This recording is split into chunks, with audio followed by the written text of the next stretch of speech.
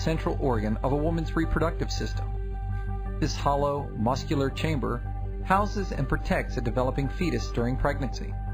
The entrance to the uterus, called the cervix, is a muscular canal located inside the vagina. The exterior of the cervix is continuous with the vagina and is lined with flat squamous cells, whereas the interior is lined with tall columnar cells. At the junction of these two cell types, abnormal cellular growth or cervical dysplasia can occur. In mild dysplasia, or CIN1, only a few cells may be abnormal. However, when about half of the thickness of the cervical lining is affected, the dysplasia is called moderate, or CIN2. Dysplasia becomes severe, or CIN3, when the full thickness of the lining is abnormal. This condition is called carcinoma in situ, and if left untreated, can progress into invasive cervical cancer. During a pap smear, which tests for cervical dysplasia, a small sample of cells are scraped off the lining of the uterus with a swab. If abnormal cells are detected during this test, a colposcopy will be performed. During a colposcopy, the cervix is examined with a magnifying lens and small samples of the tissue are biopsied for further evaluation. There are several methods for treating cervical dysplasia. Mild to moderate cases can be treated with cryotherapy, in which a refrigerant gas is used to freeze the abnormal cells. During the procedure, a small probe that is attached to a tank of cold gas is pressed firmly against the affected cells of the cervix for a few minutes until the area is entirely frozen. Following the procedure, the treated tissue will slough off, revealing healthier cells below. Since early detection is key to the prevention of cervical cancer, all women should have pap smears performed on a yearly basis. In many cases of breast cancer, the disease is detected too late, after it has spread and affected other parts of the body. Breast self-exam is the key to early detection. A healthy breast is made of fatty tissue, mammary glands, lactiferous sinuses, and milk ducts. Milk production or lactation begins as the mammary glands swell. Milk travels through the lactiferous sinuses and the milk ducts and is released through the nipple. The mammary gland is also the place where most breast cancers begin. There are 3 common exam methods. They are all effective, but you can try each of them and see which one works best for you. Regardless of the method you choose, the objective of this exam is to feel your entire breast area and notice any changes from month to month. Your breast should be soft and smooth when you push on it, like an extra firm bed pillow. The line method involves using the soft pad of your 3 middle fingers to move in a vertical line, starting in the underarm area and moving down below the breast. Move over a little and slowly move back up. Repeat this up and down motion until the entire breast and underarm area is covered. The circle method uses your 3 middle fingers to move in a circular motion, starting at the outer edge of your breast and working your way in slowly toward the nipple. Check your underarm area and your upper chest area as well. The last method involves feeling or palpating your breast in wedges. Use your 3 fingers and begin at the outer edge of the breast, moving in towards the nipple. Go back to the outer edge and check the next wedge, repeating that method until the entire breast is covered. Once again, check your underarm and upper chest areas too. If you discover a lump or knot that feels like a small, hard pebble, you should contact your doctor as soon as possible.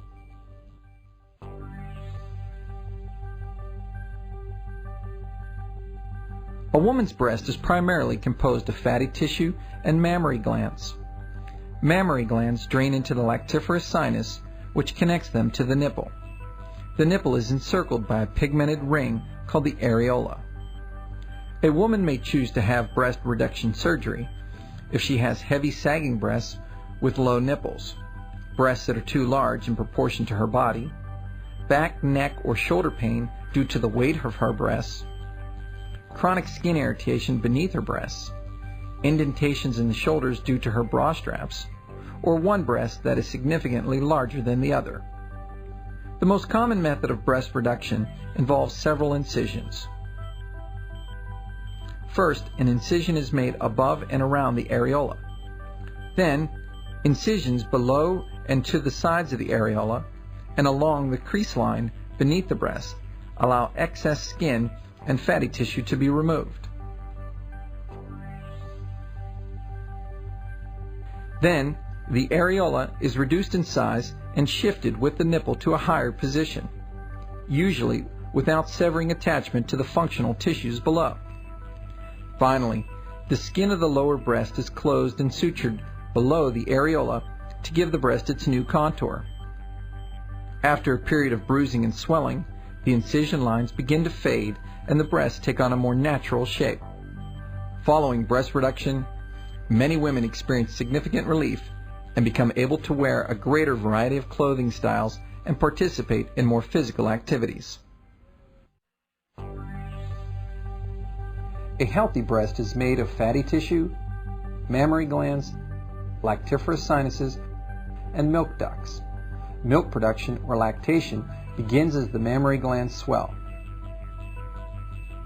Milk travels through the lactiferous sinuses and the milk ducts and is released through the nipple. The mammary gland is also the place where most breast cancers begin. Many women choose to have breast reconstructive surgery for both emotional and physical reasons. Sometimes the skin needs to be stretched or lengthened before reconstruction surgery occurs. That's done by inserting a type of implant called an expander beneath the skin and chest muscle. It's similar to a balloon and is slowly filled with a saltwater solution at regular intervals. When the skin has stretched adequately, a second surgery will be done so the implant can be removed and replaced with a more permanent one. Under certain conditions, the implant can be left in place permanently. A common breast reconstruction method involves using healthy skin and muscle from other places on your body and moving them to help rebuild your breast. One method is to take a section of the skin that is attached to the latissimus muscle in your back and move it around to the front. Another is to use part of the abdominal rectus muscle and slide it up into the breast area. Many women also choose to have nipple reconstruction and breast implants as well. Breast reconstruction surgery can be done immediately following a mastectomy, although it's common for women to make that decision later. A woman's breast is primarily composed of fatty tissue and mammary glands. Mammary glands drain into the lactiferous sinus, which connects them to the nipple. The nipple is encircled by a pigmented ring called the areola. A woman may elect to have breast lift surgery if she has breasts that are of a suitable size but are low-hanging, lack firmness, or have nipples that point downward. The number and size of surgical incisions for a breast lift or mastopexy vary according to the size and shape of the breast and position of the nipple prior to surgery. In some cases, an incision is made above the areola and the nipple and areola are shifted to a higher position, lifting the breast and tilting it upward. However, more extensive breast lifts require several incisions. First, an incision is made above and around the areola. Then, incisions below and to the sides of the areola and along the crease line beneath the breast allow excess skin and fatty tissue to be removed. The areola is then shifted with the nipple to a higher position, usually without severing attachment to the functional tissues below. Finally, the skin of the lower breast is closed and sutured below the areola to lift the breast and give it its new contour. After a brief period of bruising and swelling, the incision lines begin to fade and the breasts take on a more natural shape. Your breast is primarily made up of fat tissue and mammary glands that drain into the lactiferous sinus and connects to the nipple. During pregnancy, the mammary glands swell in order to accommodate milk production, which is regulated by hormones. Breast cancer is a malignant cancer of the mammary gland. Early detection through routine breast self-exams is key because you may detect an irregularity like a lump or mass before the cancer has a chance to spread to other areas of your body. The danger associated with all cancer, but especially breast cancer, is that the disease can travel quickly once it's invaded the lymphatic system. The lymphatic system provides a perfect harbor for cancers to travel throughout your body.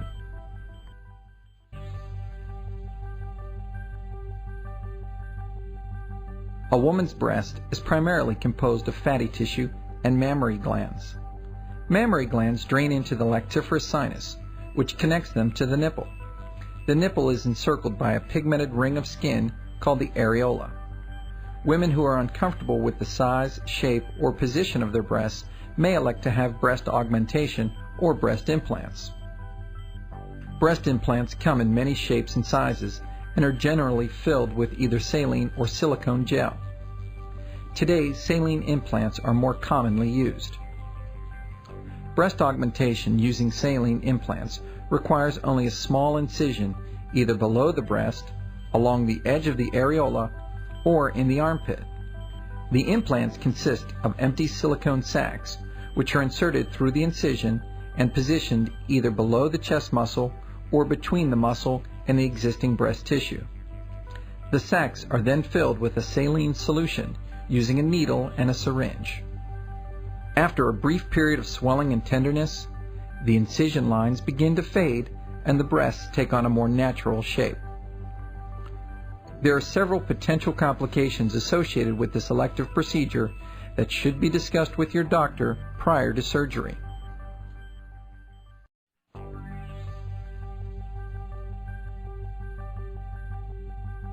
A woman's breast is primarily composed of fatty tissue and mammary glands. Mammary glands drain into the lactiferous sinus, which connects them to the nipple. The nipple is encircled by a pigmented ring of skin called the areola. Women who are uncomfortable with the size, shape, or position of their breasts may elect to have breast augmentation or breast implants. Breast implants come in many shapes and sizes and Your prostate is a small, round gland that is located in front of the rectum at the base of your bladder. Its primary function is to release fluid into the urethra during ejaculation. Sperm travels from your testicle up and back into your body in a tube called the vas deferens. The vas deferens course behind the bladder and enter into the prostate gland. During its journey, sperm picks up seminal fluid, another component of the ejaculate, from three sources: the seminal vesicles, the prostate, and the bulbourethral glands. The sperm then travels the length of the urethra and out of your body. Normally, the prostate gland grows as a man matures. This enlargement is referred to as benign prostatic hyperplasia and doesn't usually cause any problems until late in life. A common symptom is a noticeable change with urination that occurs as a result of the obstruction of the urethra and the loss of bladder function. Left untreated, it could lead to urinary tract infections, bladder or kidney damage, bladder stones, or incontinence. Treatment for benign prostatic hyperplasia ranges from prescribed medications to non-invasive surgery. A more long-term treatment is removal of the prostate. Or 9 months. When the fetus has matured and birth is imminent, the baby begins to go through a series of movements that help it navigate through the birth canal. Occasionally, however, a baby may become stuck in the birth canal. This may occur if the baby does not attain the proper position or if labor ceases unexpectedly. In this situation,